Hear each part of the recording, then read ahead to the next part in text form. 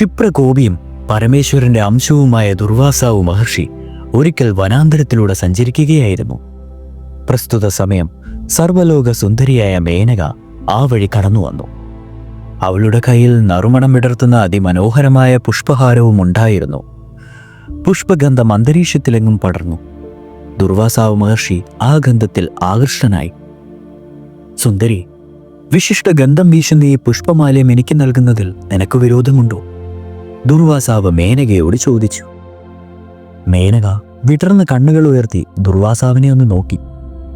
അനന്തരം വിനയത്താൽ അദ്ദേഹത്തെ നമസ്കരിച്ചുകൊണ്ട് അവൾ മൊഴിഞ്ഞു. മഹാഋഷി ശ്രേഷ്ഠ, അവിടുന്ന് കൽപ്പിച്ചാലും പ്രഭു, ഈ പുഷ്പമാലയം അവിടുത്തേതായി മാറും. അവൾ ആ പുഷ്പഹാരം ദുർവാസാവിന് നൽകി. മഹർഷി മേനകയെ അനുഗ്രഹിച്ചു. വിശിഷ്ടമായ പുഷ്പഹാരം ശിരസിൽ ചൂടിക്കൊണ്ട് അദ്ദേഹം ദേവലോകത്തേക്ക് യാത്രയായി. ദേവലോകത്തേക്ക് സഞ്ചരിക്കുന്ന വേളയിൽ ദേവാധിപനായ ഇന്ദ്രൻ ഐരാവതത്തിൽ എഴുന്നള്ളുന്ന കാഴ്ച മഹർഷി കണ്ടു. മഹർഷിയെ കണ്ടയുടൻ ഇന്ദ്രൻ ബഹുമാന ഉദരകത്താൽ തന്റെ വാഹനത്തിൽ നിന്നിറങ്ങി അദ്ദേഹത്തെ വന്ദിച്ചു. ഇന്ദ്രന്റെ പ്രവൃത്തി മഹർഷിയെ പ്രസന്നനാക്കി. മഹർഷി നറുമണം വീശുന്നതും മതിവഴിയുന്നതും മേനക സമ്മാനിച്ചതുമായ പുഷ്പമാല ഇന്ദ്രൻ നൽകി. ശിരസ് കുനിച്ചുകൊണ്ട് ഇന്ദ്രൻ പുഷ്പഹാരം സ്വീകരിച്ചു. അനന്തരം അദ്ദേഹം ഐരാവതത്തിന്റെ മസ്തകത്തിൽ ഹാരം ഭംഗിയായി അണിയിച്ചു. പെട്ടെന്ന് ഒരു പറ്റം വണ്ടുകൾ ആ മാലത്തിലേക്ക് ആകൃഷ്ടയായി. തേൻ നുകരാനായി പറന്നു വന്നു. അവയുടെ മുരൾച്ചയും പുഷ്പഗന്ധവും അസഹ്യമായി തോന്നിയ ഐരാവതം പുഷ്പഹാരം വലിച്ചെടുത്ത് നിലത്തെറിഞ്ഞു. ഐരാവതം വലിച്ചെറിഞ്ഞ ഹാരം ദുർവാസാവിന്റെ പാദങ്ങളിൽ ചെന്ന് പതിച്ചു. മഹർഷി കുപിതനായി തീർന്നു. ആദരവോടും സ്നേഹത്തോടും താൻ സമ്മാനിച്ച പുഷ്പഹാരം ഇതാ വെറും നിലത്ത് തന്റെ കാൽക്കൽ വീണ് കിടക്കുന്നു. ദുർവാസാവിന്റെ കണ്ണുകളിൽ അഗ്നി ചിതറി. അദ്ദേഹം ആക്രോശിച്ചു. നീച, ഈ മാലയെ അനാദരിച്ചത് എന്നെ അനാദരിച്ചതിന് സമാനമാണ്. അതിനാൽ ദേവലോകത്തിൻ്റെക്ക് ഐശ്വര്യം നശിച്ചു പോട്ടെ.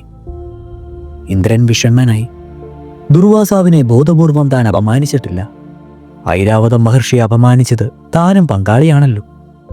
വേദനയാലും പരിഭ്രമത്താലും ഇടറുന്ന വാക്കുകളോടെ ഇന്ദ്രൻ ക്ഷമായാചനം നടത്തി. മഹർഷി, പുറത്താലും അവിടുന്ന് ഞാൻ ധിക്കരിക്കുകയില്ല. മഹാനായ അങ്ങയെ ധിക്കരിക്കുവാൻ ഞാനാരാണ്? ദേവലോകത്തെ ഐശ്വര്യം പോലും താങ്കളെപ്പോലുള്ള മാമുനി ശ്രേഷ്ഠന്മാരുടെ അനുഗ്രഹത്താൽ ലഭിക്കുന്നതാണ്. മാപ്പ് തന്നാലും പ്രഭു. മഹർഷിയുടെ കോപം അല്പം പോലും കുറഞ്ഞില്ല.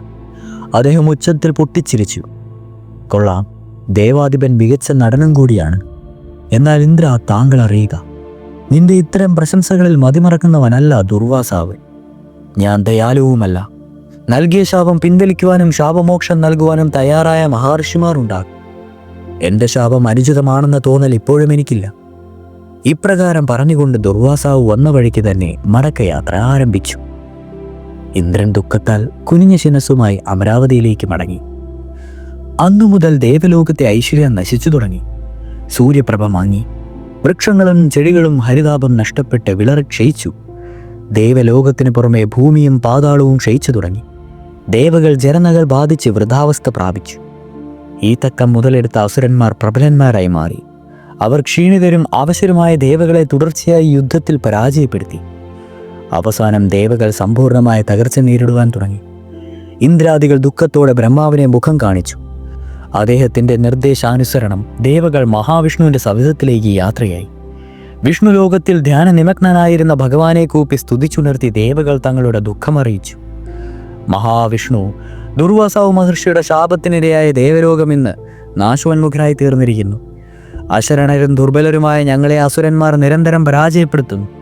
ഈ നില തുടരുന്നുവെങ്കിൽ ദിവസങ്ങൾക്കകം ഞങ്ങളും സമ്പൂർണമാകും അസുരന്മാർക്ക് അടിമകളാവും. രക്ഷിച്ചാലും പ്രഭു. അല്ലയോ ദേവഗണങ്ങളെ, നിങ്ങളുടെ ദുഃഖം ഞാൻ ശമിപ്പിക്കാം. ഞാൻ പറയുന്നത് പോലെ നിങ്ങൾ അനുസരിക്കുക. മഹാവിഷ്ണു അരുളി ചെയ്തു. നിങ്ങൾ അസുരന്മാരുമായി ചേർന്ന് സർവ്വവിധ ഔഷധങ്ങളും പാൽക്കടലിലിട്ട് മഹാമേരുവിനെ കടക്കോലാക്കി വാസുകിയെ കയറുമാക്കി കടയുക. സമുദ്രം കടയുമ്പോൾ ലഭ്യമാകുന്ന അമൃതപാനം ചെയ്താൽ നിങ്ങൾക്ക് നഷ്ടപ്പെട്ട ഐശ്വര്യം തിരികെ ലഭിക്കും. ദേവന്മാർ അമരന്മാരായി തീരുകയും ചെയ്യും. അപ്പോൾ അഗ്നിദേവനിൽ ആശങ്കയുദിച്ചു. ദേവ, പാലാഴി കടഞ്ഞൊഴുകുന്ന അമൃതിന് അസുരന്മാരും പങ്കാളികളാവില്ലേ? അവരും അമൃത് ഭക്ഷിച്ച് അമരന്മാരായി തീർന്നാൽ ഇതേ അവസ്ഥ ഭാവിയിലും സംജാതകമാവുകയില്ലേ? അഗ്നിദേവ, താങ്കളുടെ ആശങ്ക അസ്ഥാനത്തല്ല. എന്നാൽ താങ്കൾ അറിയുക, പാലാഴി മഥനത്തിൽ മാത്രമേ അസുരന്മാർക്ക് പങ്കാളിത്തം ഉണ്ടാവുകയുള്ളൂ.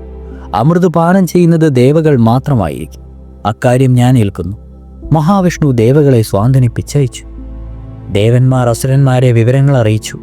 അമരന്മാരായ തീരുമാനം അറിഞ്ഞപ്പോൾ അസുരന്മാർ ദേവകളുമായി ഏത് കഠിന പ്രയത്നവും ചെയ്യുവാൻ സന്നദ്ധരാണെന്ന് വാഗ്ദാനം നൽകി.